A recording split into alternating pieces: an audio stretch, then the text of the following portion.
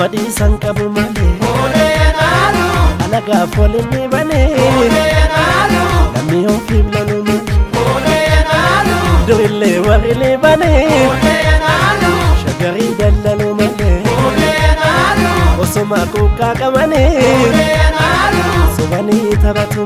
Malo yanalu Malo yanalu Malo yanalu Malo yanalu Malo yanalu Yanalu yanalu Mimikilalo Yoman kochisa Ana kaloke Yoman kochisa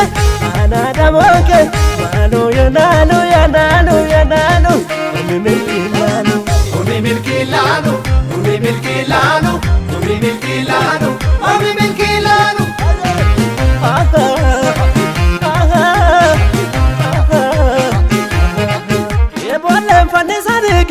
Turki suman yo yartun sabatu tego bani salbi suman Wolem fani sani gida Turki suman yo yartun sabatu tego bani salbi suman kanamale te jola la geda kasimale tulama goni lapse kanamale bade arsi banani kasimale uji follo lakani kanamale akajola shalangibe kasimale elofu nondi na hube kanamale akamyada bulaniti kasimale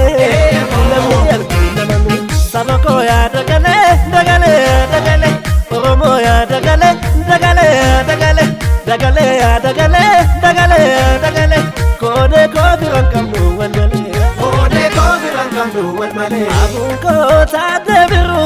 abishe ngarba fakenya fudatu yagumba Abuko tadebiru abishe garba fakenya fudatu yagumba ejeko basairumu